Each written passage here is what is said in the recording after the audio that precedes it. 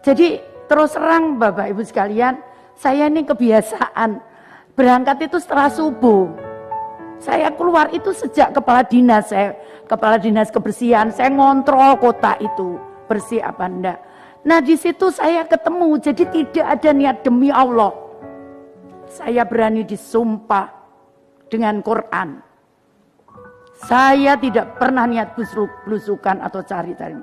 Tapi itu saya temukan di jalan. Kalau saya nanya, kamu sudah makan apa belum? Itu kan kewajiban saya sebagai manusia.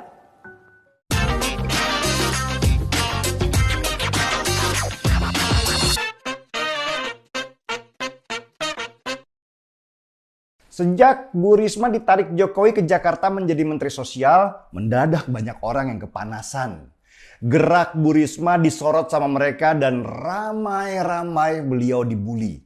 Apalagi ketika Bu Risma mulai menjelajahi Jakarta dan menemukan banyak pemulung yang tinggal di bawah jembatan. Serangan-serangan ke Risma itu semakin gencar, seolah-olah nggak percaya kalau banyak pemulung di Jakarta.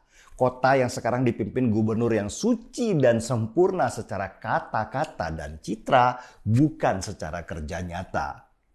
Lucu memang, kenapa sih mereka kok takut sama seorang wanita bernama Tri Risma hari ini yang datang dari kota bernama Surabaya dan menjabat wali kota selama 2 periode itu? Ada apa? Malah ada kelompok yang menamakan diri mereka kumpulan ketua RT dan RW se-DKI Jakarta yang rata-rata laki-laki yang lebih sibuk memperhatikan Risma daripada sibuk ngurus warga dan masalah di wilayah mereka. Mereka kompak mengeroyok Risma dengan membuat pernyataan bersama supaya Risma tidak bikin gaduh di Jakarta. Bikin gaduh apanya? Uang Bu Risma sedang kerja. Dan memang kerjanya ya begitu. Setiap pagi biasanya dia kontrol lapangan dan kalau ada yang nggak beres, dia akan langsung turun dan selesaikan. Selama 2 periode mimpin Surabaya, ya memang begitu kerjanya Bu Risma. Orang Surabaya udah biasa lah lihat Bu Risma seperti itu. Emang di Jakarta nggak ada ya yang seperti Bu Risma? Ada deng.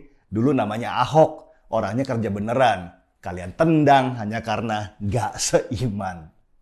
Makanya itu, hei, ketua RT sama ketua RW di Jakarta, kalian kerja dong, turun ke lapangan. Jangan cuma sibuk tanda tangan doang. Apalagi sekarang sudah mulai masuk musim hujan, di mana-mana banjir dan Jakarta bisa aja dihampiri hujan yang besar.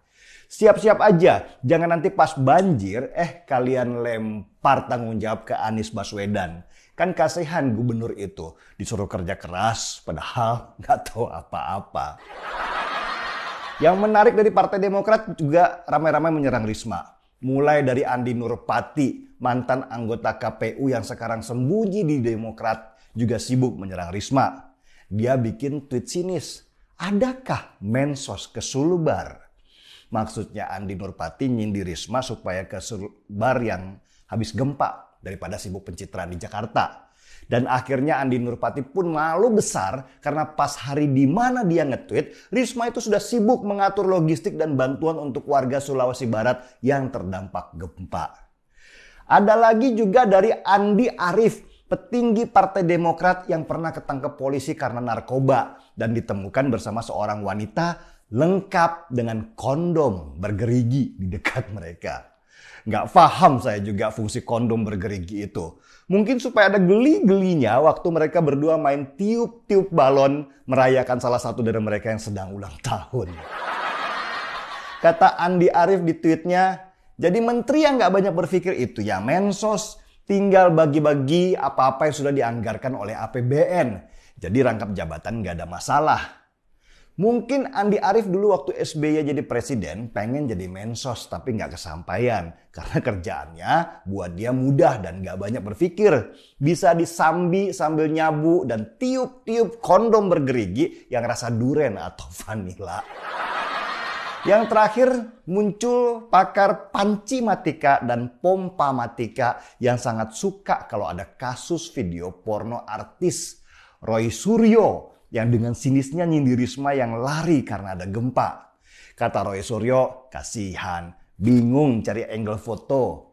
Roy Suryo yang dulu pernah berkasus dengan Kemenpora karena dituduh membawa kabur panci, ember, pompa dragon, sampai antena TV seharga Rp36.555 itu pengen nyindir Risma yang dianggapnya selalu pencitraan.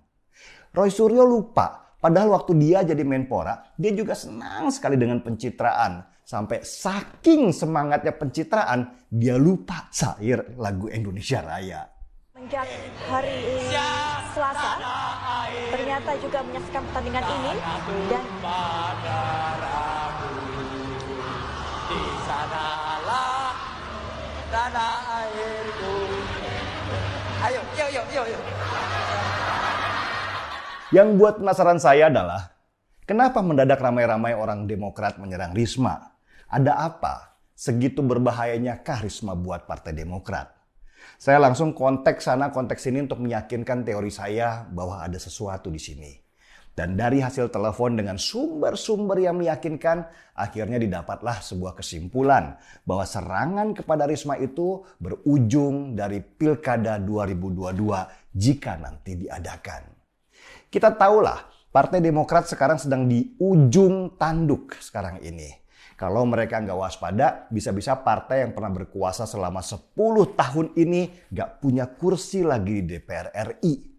Bayangkan, kursi Demokrat di DPR RI cuma lebih banyak dari PKS dan PAN. Mereka bahkan kalah dari PKB dan Nasdem, partai yang sebenarnya tidak sebesar Partai Demokrat. Ini situasi yang paling berbahaya untuk Demokrat. Dan mereka harus menggunakan segala cara untuk mempertahankan posisi mereka. Kalau enggak, mereka bisa tersisih dan cuma sejajar sama partai PKPI dan PSI yang muncul baru-baru saja. Malu kan? Masalahnya, jagoan Demokrat itu cuma satu, yaitu Agus Yudhoyono atau AHY, yang istrinya Anissa Pohan suka baper level dewa di media sosial. AHY ini dijual kemana-mana kurang laku. Bahkan di pemerintahan Jokowi di periode kedua ini, Demokrat nggak dapat satu pun jabatan menteri. Padahal dulu isunya AHY mau jadi menteri olahraga. Nah, karena AHY nggak punya panggung, maka panggung yang paling dekat adalah Pilkada 2022 kalau nanti diadakan. AHY akan jadi calon gubernur melawan Anies Baswedan saja. Atau bahkan mereka bisa bersatu dalam satu kendaraan. Tetapi itu dulu sebelum Risma datang ke Jakarta dan merusak harapan besar mereka. Kalau ada Risma dan dia dijadikan calon gubernur Jakarta oleh PDI Perjuangan, wah, AHY bisa tersingkir kalau nanti pasangan calon ada 3. Dia, Anies Baswedan, dan Risma. Mirip Pilkada DKI tahun 2017 di mana AHY meski sudah pakai moshing atau menjatuhkan badan ke penonton dari atas panggung, ternyata sudah tersingkir di putaran pertama.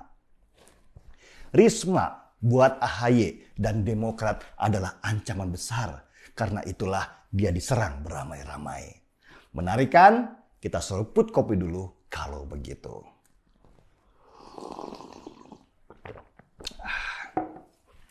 Markici, mari kita balikin panci-panci. Saya Denny Siregar, kita di acara Timeline.